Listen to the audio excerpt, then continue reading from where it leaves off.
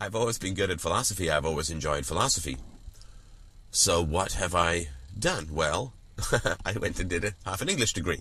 And then I went and did 2 years at a theatre school writing and acting. And then I went and did 2 years at a history school, finishing a history degree. And then I did a master's in history. And I did not go into a PhD. I actually applied for one, but some bad marks in my third year of university kept me out. This is when I was doing way too much theatre. But, I was still really good at philosophy. Pursuing a degree has nothing to do with learning how to think and everything to do with pleasing your professors. Well, that's true. I mean, when I was trying to get my master's going, I had a great thesis, and I'm still very happy with it. And it took me forever to find a thesis advisor.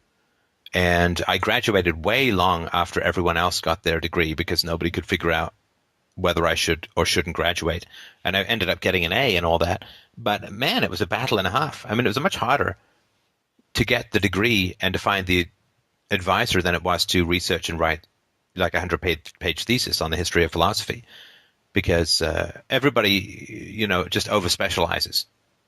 And that way nobody can ever tell them that they're wrong because nobody cares anything about what they're doing, right? Right. I'm studying sheep patterns in 17th century southern France. Okay. Yeah. Fine. I have a life. So, yeah, it doesn't have – so it's just a way of making sure that young people continue to bow to the masters. The masters happen to be professors, and the professors, like all people with power, become petty and vindictive and ridiculous and embarrassing, and to anyone with any free market experience in the intellectual pursuits, as I have. It's ridiculous and nonsensical and so on. Yeah. And so, I mean, yeah, it's you bury them in debt and they can't question the system, and you train the smartest ones to continue to take orders into their late 20s, and then they can't change the system, and you give them the fallacy of sunk costs to the point where walking away from an academic career after you've buried yourself in master's and PhD land becomes a non-option.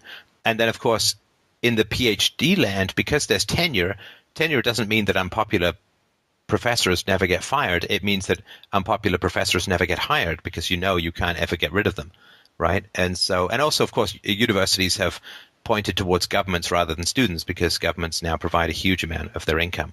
I think in Canada, it's like less than 10% of the price of the education is paid for by the student, which means the students don't really matter, right? I mean, what really matters is the government and pleasing the government and all that kind of stuff. So, yeah, I think that there's not a lot of value.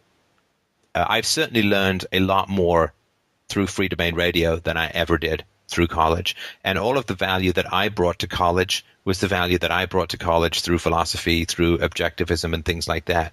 Nobody in college taught me how to think. I never had a required course in logic or sophistry or any of those things. And so, yeah, I think it's a pretty empty and vapid institution. And if you can get things done, then go do them.